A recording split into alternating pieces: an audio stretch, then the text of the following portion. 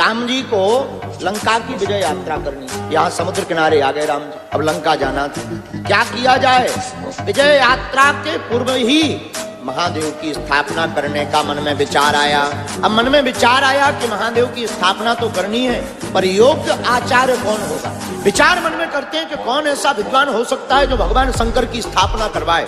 उस वक्त सबसे ज्यादा विद्वान रावण, और रावण परम शिव भक्त। तो जामवंत जी को भेजा, आप जाकर के रावण के पास आचार्यत्व स्वीकार वह करे ऐसा निवेदन लेकर जाओ। जामवंत जी गए, भारी शरीर जामवंत जी का। जब जाने लगे तो लक्ष्मण जी बोले चिंता मत करो, यहाँ से आपको लाइव देखेंगे, अगर तुम्हारे साथ कुछ भी खतरा होगा हम अपने हाथ में बाण लिए, धनुष लिए, तुरंत यहाँ से संधान कर देंगे। जामवंत जी निर्भय होकर के जब लंका पहुंचे, रावण को पता लगा, रावण को यह भी खबर थी कि समुद्र के किनारे वो दोनों वनवासी आ चुके हैं, राम लक्ष्मण आ चुके हैं। तो जामवंत जी का परिचय पाकर के रावण स्वयं स्वागत करने के लिए बाहर तक आया। और जामवंत जी से रावण ने पूछा, कहो किस लिए आए हो? जामवंत जी हाथ जोड़कर कहते, हे आचार्य विद्वान रावण, हमारे प्रभु श्री राम ने एक कार्य के लिए आपको भेजा है। किस लिए? वह समुद्र के किनारे भगवान शंकर की स्थापना करना चाहते हैं, लेकिन उसके लिए कोई योग्य आचार्य नहीं मिला, आपको ही आचार्य बनाना चाहते हैं। क्या यह निमंत्रण स्वीकार कर रहे हैं आप? और रावण की बात सुनकर आप आश्चर्यचकित होंगे। रावण मुस्कुराते हुए बोला, क्या तुम्हारे राम लंका विजय प्राप्त करने के लिए शिव स्थापना कर रहे हैं? जामवंत जी कहते हैं हाँ। तो रावण कहता है तो ठीक है। तो किसी ने टोका कि पागल हो गया, लंका पर विजय प्राप्त करने का मतलब तुम्हारा हारना। रावण कहता है कि जब राम जैसा यजमान किसी को प्राप्त हो तो कौन आचार्य बनने को तैयार नहीं होगा। जामवंत जी जाने लगे। रावण बोला, यजमान जी के पास सामग्री तो सब है। तो मुस्कुराते हुए जामवंत जी बोले, बाकी सामग्री तो इकट्ठी कर ली जाएगी, पर उनकी पत्नी का हरण कोई लंका का राजा रावण करके ले गया।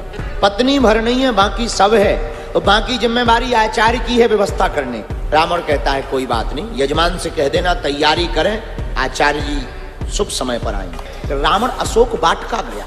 अशोक वाटिका में जानकी जी के सामने खड़ा होकर के रावण कहता है, जनक दुलारी जानकी, क्या तुम्हें पता है तुम्हारे पति प्राणनाथ लंका पर विजय प्राप्त करने के लिए भगवान शंकर की स्थापना समुद्र के तट पर कर रहे हैं। उनके पास सब कुछ है, लेकिन उनके पास पत्नी नहीं है। उनकी धर्म पत्नी का हरण चूंकि रावण मैं करके ले आया हूं, इसलिए आचार्य होने के नाते मेरा धर्म है उस स्थिति को पूर्ण करने की जिम्मेवारी है, सामग्री को पूर्ण करने की जिम्मेवारी, और आप उनकी अर्धांगिनी हो, तुम्हारे बिना अनुष्ठान अधूरा रहेगा।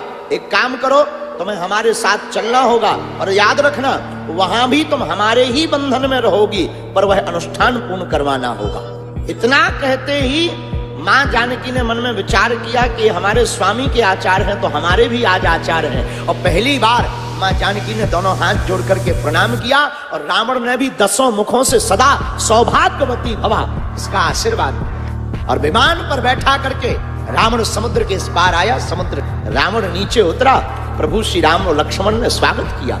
आचार्य रावण को बैठाया गया तो हनुमान जी को कहा कि आप जो है जा करके भगवान शंकर से शिवलिंग लेकर के आओ। श्री हनुमान जी शिवलिंग लेने के लिए गए, लेकिन बहुत देर हो गई आने में। तो रावण कहता है, यजमान जी मुहूर्त निकला जा रहा, इसलिए हमको बिना देरी किए हुए तुम अपनी पत्नी अर्धांगिनी सीता के हाथों से रेत के कणों का शिवलिंग बनाओ। तो समुद्र की तट पर ही जो रेती थी उसी का शिवलिंग बनाया। रावण ने उसको मंत्रोच्चारण करके स्थापित किया। जब स्थापित हो गए और अनुष्ठान पूर्ण हुआ तो भगवान प्रभु श्री राम ने कहा कि आचार्य जी दक्षिणा मांगो। रावण मुस्कुराते हुए कहता है, भला यजमान जी तुम हमें दक्षिणा क्या दोगे? जिस आचार्य के पास खुद की नगरी लंका की हो और तुम्हारे पास तो तुम्हारी घरवाली नहीं, वनवासी भी हो, एक तरकस है, कुछ तीर है, पीतांबर है तुम्हारे हाथ में, और साथी भी कौन? बानर भालू, जिनके ना मकान ना दुकान ना बैंक बैलेंस। अब आप हमको भला दक्षिणा भी क्या दोगे?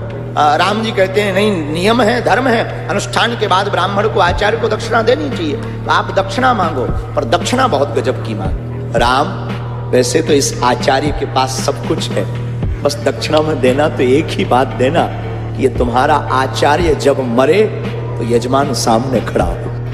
अब हनुमान जी थोड़ा देरी से शिवलिंग लेकर आए। हनुमान जी का मन थोड़ा मनहीन हो गया, महाराज हमारा शिवलिंग हम लेकर आए, थोड़ा देरी क्या हो गई, आप लोग बताओ हमारे, अब हम इनका क्या करें। राम जी बोले भाई टेंशन मत लो, ये बालू के हैं, रेत के कण के, ये थोड़ा कमजोर है, एक काम करो आप मजबूत वाले लाए हो, कैलाश पर्वत से लाए, शंकर जी के हाथ से लाए, एक काम करो ये वाला निकाल दो, ये रख दो। हनुमान जी ने सोचा अब निकालना रेती के शंकर शिवलिंग को बहुत सरल है। एक हाथ लगाया, एक तिनका नहीं गिरा, दूसरा हाथ लगाया, कुछ नहीं हुआ। इन्होंने कहा ये तो बड़े तेज जड़ गए, सीमेंट से ज्यादा खतरनाक।